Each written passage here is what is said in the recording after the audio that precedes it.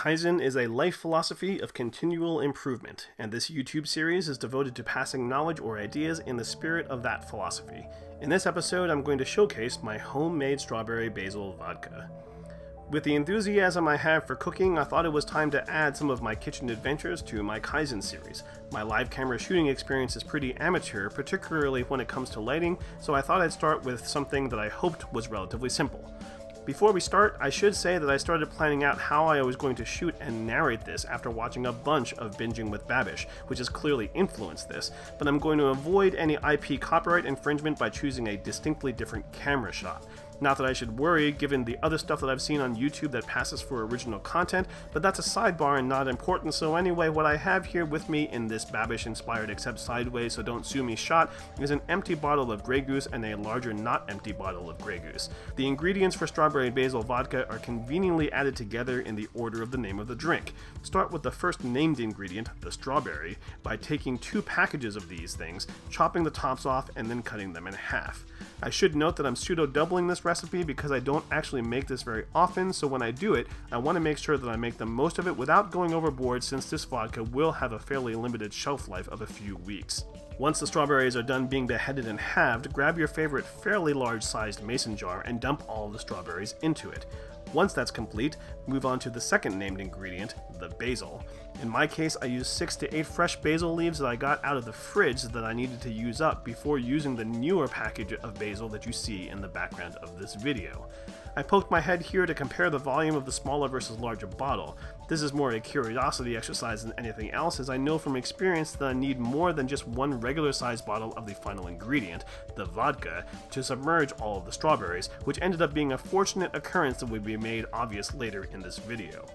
Once all the ingredients are combined, give the mason jar some good twists and turns before applying a label with the date, as this needs to sit for a minimum of 3 days in a dark place. The recipe calls for giving the bottle a few turns once a day while the vodka absorbs the flavor and color of the strawberries, which you can see very clearly after the first 24 hours, especially since the label inexplicably disappeared when it was stored overnight. After cutting up some fresh onion and jalapeno for spicy ground turkey tacos, give the bottle a day 2 shake along with a firmer application of a date label before restoring in a dark place. Out of the dark and into the light on day 3, and we're ready to serve, and what better way to celebrate this than to have it accompany a dinner of a reverse seared steak.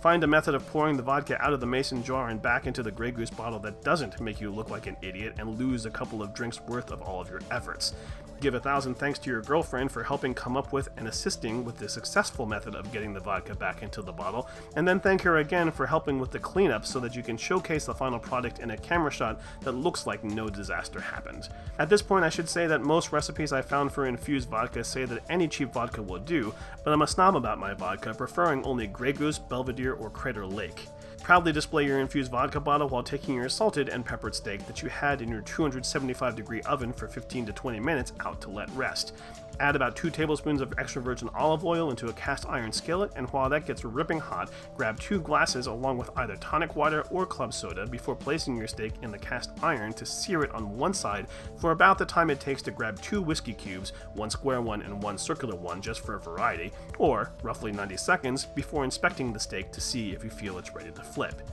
Flip when ready and sear on the other side for about the time it takes to pour 2 Strawberry Basil Vodka mixed drinks into your pre-prepared glasses, roughly 90 seconds again. Appreciate while you're pouring that a home pour versus a bar pour in the city of New Orleans is roughly the same if you go to the right bars before holding the drinks up to the camera for a good close-up.